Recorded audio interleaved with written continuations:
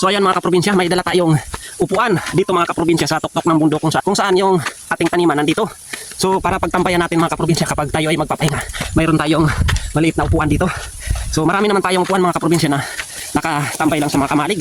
Kaya naisipan ko, lalagyan ko ng upuan dito mga kaprobinsya. Ayan o, ayan yung ating area. Ayun, ayan yung ating area mga kaprobinsya. Ayan. So dito natin nilalagay sa tuktok ng bundok. So itong isang kulambo mga kaprobinsya, tatanggalin na natin dahil naitanim na natin halos yung iba mga kaprobinsya, naitanim na natin.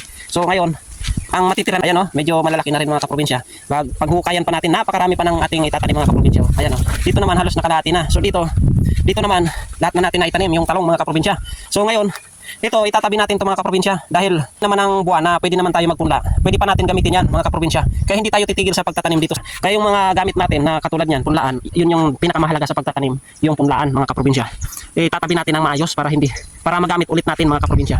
Kaya ito naman, tatanggalin ko na to mga kaprobinsya para lagyan natin ng upuan. Ito, meron tayong upuan na dala at dito natin ilalagay kasi nga may silong. Ayan o, merong silong dito mga kaprobinsya. So gagawin nating tambayan na lang to, lalo na ngayong tag-init mga kaprobinsya.